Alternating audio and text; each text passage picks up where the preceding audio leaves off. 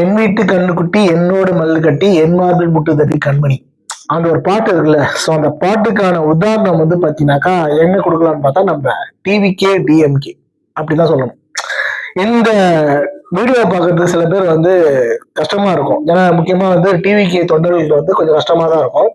ஆனா இப்ப பிளாஷ்பேக்கை பாத்தீங்கன்னாக்கா அப்படி ஒரு பாண்டிங் யாருக்கு, டிஎம்கேவுக்கும் விஜய் சாருக்கும். டிஎம்கேவுக்கும் விஜய் சாருக்கும் சொல்றதை விட்டுட்டு சன் டிவிக்கும் விஜய் சாருக்கும் அப்படி ஒரு பாண்டிங் இருந்துச்சு. சோ என்ன ரீசனுக்காக இப்ப வந்து விஜய் சார் மேல என்ன ஒரு அவ்வளவு காண்டு, என்ன அந்த ஒரு மனுஷன் வந்து கட்சி வளைச்சு பெரிய ஆளா கூடாதா, நீங்க ஏன் இப்படி வெறுப்பை காட்டுறீங்கன்ட்டு பல பேர் வந்து கொக்கரிக்கலாம். ஆனா உண்மையான ரீசன் வந்து பாத்தீங்கன்னா வளர்த்து விட்ட பையனே வந்து நம்மளுக்கு எதிராக செயல்பட்டாக யாருக்கு தான் கோவம் வராது. ஸோ அதை பத்தி தான் இந்த வீடியோவில் பார்க்க போறோம். அதுக்கு முன்னாடி நம்ம சேனலை லைக் பண்ணுங்க, ஷேர் பண்ணுங்க, கமெண்ட் பண்ணுங்க, மறக்காம சப்ஸ்கிரைப் பண்ணி வச்சுங்க. டிஎம்கே அப்படின்னு சொல்றது விட்டுட்டு சன் டிவி அப்படின்னு தான் சொல்லணும். சன் டிவிக்கும் விஜய் சாருக்கும் ஒரு பெரும் ஒரு பந்தம் இருக்கு. ஒரு காலகட்டத்தில், அதாவது 2000ல இருந்து 2010 வரைக்கும் பாத்தீங்கன்னாக்கா விஜய் சாரோட படங்கள் ஓடுதோ ஓடலையோ, நான் போஸ்ட்லி எல்லாமே எல்லா படமும் சொல்ல, படங்கள் வந்து ஓடுதோ ஓடலையோ, டாப் 10 மூவிஸ் அப்படின்னு பாடலாம் சொல்லுவாங்க இல்லையா, அது மாதிரி விஷயத்துல பாத்தீங்கன்னாக்கா விஜய் சாரோட படத்தை தான் நம்பர் 1 போடுவாங்க. நீங்க வந்து ஹிஸ்டரியில பார்த்தாலே தெரியும். சன் டிவி அந்த காலகட்டத்தில் பாத்தீங்கன்னா கண்டிப்பா எல்லாருக்குமே தெரியும். 90s கிறிஸ்தவ முக்கியமா எல்லாருக்குமே தெரியும்.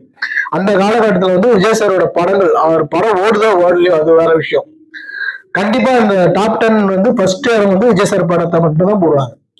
ஏன்னா விஜய் சார் உருவாக்குனதே வந்து டிஎம்கே தான் அப்படின்தான் சொல்லணும். இந்த ரேஞ்சுக்கு பெரிய ஸ்டாரா கொண்டு வந்ததே பாத்தீங்கன்னாக்கா விஜய் டிஎம்கே தான், முக்கியமா சன் டிவி தான். விஜய் சாருடைய தந்தையார் இருக்காரு இல்லையா, ஸோ அவரு வந்து பாத்தீங்கன்னா டிஎம்கேக்கு அப்படி ஒரு சப்போர்ட் அந்த காலகட்டத்தில். முன்னாள் முதலமைச்சர் கலைஞர் இருக்கிறார் இல்லையா, ஸோ அவரோட அப்படி ஒரு பாண்டிங்ல இருந்தாங்க. அது மட்டும் இல்லாம ரெட் ஜெயின் மூவிஸ் முத உருவாக்குன திரைப்படம் குருவி திரைப்படம், அது வந்து விஜய் சார் தான் வச்சு முத கம்பெனியை வந்து டெவலப் பண்றாங்க. அது யாருன்னு பாத்தீங்கன்னா உதய் சார் தான். ஸோ அப்படி ஒரு என்னடா இது இப்படி வளர்த்து விட்டு இருக்காங்களே, விஜய் சாரை வந்து டிஎம்கேல சேர்த்து பெரிய ஆள் ஆகியிருக்கலாமே அப்படின்ட்டு சில பேர் கேள்வி கேட்கலாம். ஆனா டிஎம்கேல சேர்ந்தாக்கா எல்லாமே ஆகலாம், ஆனா சேம் ஆக முடியாது. ஏன்னா டிஎம்கேவோட வரலாறு அப்படி. அது மட்டும் இல்லாம விஜய் சாருக்கு அப்படியே வந்து அரசியல் ஆசை கண்டிப்பா இருக்கு. இப்போ வந்து சொல்லலாம் திடீர்னு வந்தாரு, திடீர்னு எல்லாம் வரல. அவர் ஒரு படியா யோசிச்சுதான் முடிவு எடுத்துதான் வந்திருக்காரு. எந்த டைம்ல ஆரம்பிக்கணும், எந்த டைம்ல, ஏன்னா அந்த டைம்ல வந்து பெரும் ஆளுமை இருந்துச்சு.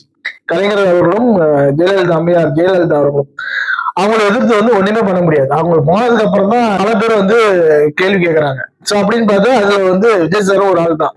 நம்ம வந்து குறை சொல்ல முடியாது. விஜய் சாரும் வந்து இப்பதான் ஆரம்பிச்சாரு. ஏன்னா அந்த டைம்ல வந்து அவரால் கேள்வி கேட்க முடியாது. ஏன்னா கேள்வி கேட்டா என்ன ஆகுன்ட்டு வரலாறு பார்த்தாலே தெரியும். ஸோ அந்த காலத்துல சன் டிவி வந்து விஜய் சார் வந்து பயங்கரமா வளர்த்து விட்டாங்க. அது என்ன ரீசன் நம்மளுக்கு தெரியல. ஏன்னா அந்த டைம்ல வந்து பாத்தீங்கன்னா அஜித் சார் வந்து தாழ்த்தி தான் வச்சிருந்தாங்க மீடியாவெல்லாம்.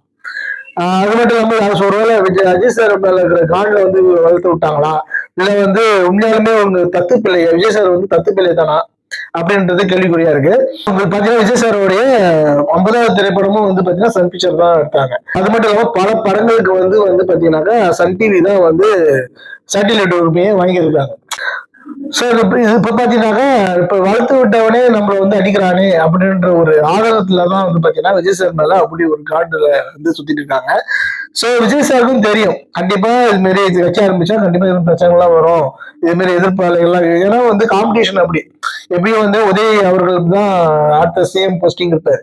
அவருக்கு ஈக்குவலா வந்து நிக்கணும் யாருன்னு பாத்தீங்கன்னா ஒரு சில பேர் தான். முக்கியமா வந்து டிவிகே தலைவர் விஜய் அவர்கள். சோ இப்ப இருக்கிற காலகட்டத்துல வந்து பாத்தீங்கன்னா அவங்க 2 பேரும் பயங்கர போட்டி இருக்கும்ட்டு அப்பயே ஒரு கணிச்சிருப்பாங்க. சோ இருந்தும் ஒவ்வொரு செயலும் வந்து விஜய் சார் வந்து யோசிச்சுதான் முடிவு எடுக்கிறாரு. எடுத்தவங்க முடிவு எடுக்கல. சோ என்ன ஒண்ணு இப்ப கரூர் பிரச்சனை ஒண்ணு நடக்காம இருந்திருந்தாங்க ஒண்ணு பல விஷயங்கள் வந்து விஜய் சார் வந்து நடைமுறைப்படுத்தியிருப்பாரு. பட் இருந்தும் அடுத்த 2026 எலெக்ஷன் வந்து பாத்தீங்கன்னாக்கா கண்டிப்பா சிஎம் தான் விஜய் சார் தான் சிஎம்ட்டு சில ஆச்சரியக்குறிகள்லாம் சொல்லிட்டு இருந்தாங்க. அரசியல் பின்புலமே இல்லாத விஜய் அவர்கள் வந்து எப்படி ஒரு எடுத்தவனே சிஎம் ஆக முடியும்? எம்ஜிஆராலேயே முடியல. எம்ஜிஆரே கிட்டத்தட்ட வெயிட் பண்ணி தான் சிஎம் ஆனார். கிட்டத்தட்ட 7-8 வருஷம் வெயிட் பண்ணி தான் சிஎம் ஆனார். இடைத்தேர்தல் ஒண்ணு வந்துச்சு, அதுலதான் வந்து ஜெயிச்சாரு. விஜய் சார் இப்பதான் ஆரம்பிச்சிருக்காரு, ஒன்னும் டைம் இருக்கு. எடுத்தவனே தான் சிஎம்னு சொல்றத நிறுத்துங்க, பிராக்டிகலா யோசிக்க.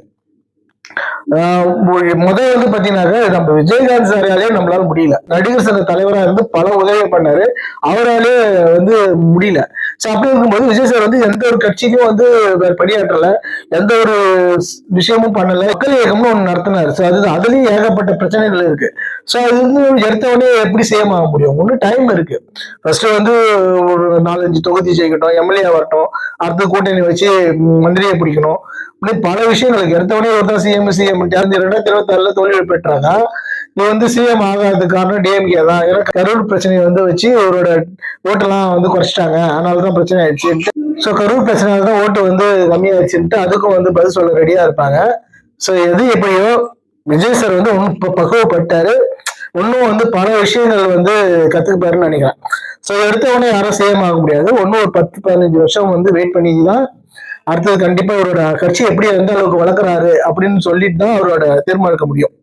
சிஎம் ஆவாரா இல்லையான்ட்டு தீர்மானிக்க முடியும். எடுத்தவொடனே பார்த்தோம்னா நம்மள பார்க்க முடியாது. ஸோ இந்த வீடியோவில் பிடிச்சிருந்தா லைக் பண்ணுங்க, ஷேர் பண்ணுங்க, கமெண்ட் பண்ணுங்க, மறக்காம சப்ஸ்கிரைப் பண்ணிச்சுங்க. அடுத்த ஒரு வீடியோ சந்திக்கலாம். டாடா பாய்.